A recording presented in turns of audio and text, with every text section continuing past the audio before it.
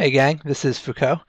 I'm gonna start a new series here because I last night I played the $500 Heads Up FTOPS event and ended up doing pretty well. I won't say quite how well. I'll tell you that I didn't win it. You would have I would have made a bigger deal about that. But I did pretty well. I played a number of matches and they were all pretty interesting. I played against a couple of weaker players and a couple of players who were quite good. And pretty much everyone had a unique style. So I think in addition to being a tournament that went well for me, I felt like I was playing well, and I felt like there were a lot of opportunities.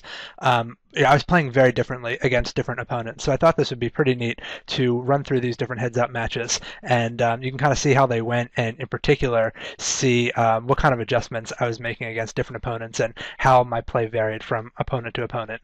So I'm probably just going to do one opponent per video, and I'm sure the videos will stand alone pretty well on their own. But you'll probably get the most out of it if you watch more than one so that you can see the differences from opponent to opponent. I don't want to give you my read on the opponents up front because that's all going to be, like the very first hand that I play against a guy is going to be, is obviously not going to be influenced by a read that I end up having on him by the end of the match. So I think it'll be more interesting if you get to watch my reads develop along the way. So I'll talk about why I start thinking a particular thing about a player, but not necessarily what I thought about them or what I ended up thinking about them. I don't want to tell you that before the match even starts. So here we go. Match one.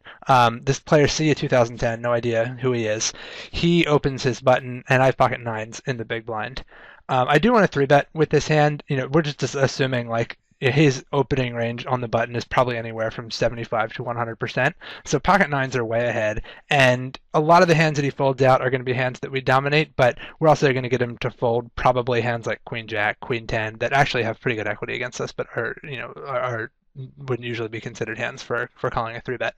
Um, the one thing that kind of sucks about this, not that I'm not happy enough to three bet it, but if I do get four bet, I think I just have to go with it and stick it in there. I mean, with not having any read on the opponent at all, nines is kind of a tricky hand to be holding when you get four bet, but especially like the first hand of a match, it's kind of hard to know what to make of it, but I think I probably would have just gone with it. Didn't end up happening though, I just took the pot down, which is cool.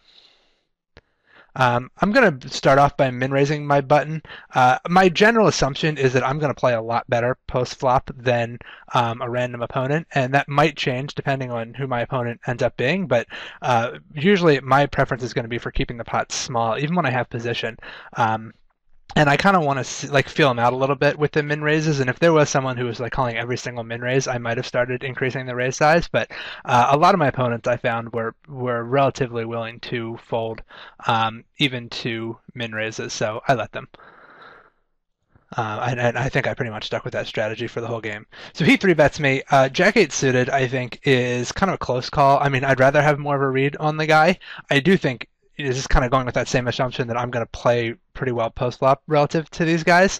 I think that I can make this call and not face, and like I think I'm usually going to be able to figure out where I stand. Like even here, where I flop middle pair on a queen high flop, this is a situation that could be pretty tricky against the better player. On the assumption that this guy is not great, I'm relatively confident in my ability to like make the appropriate decision when the time comes.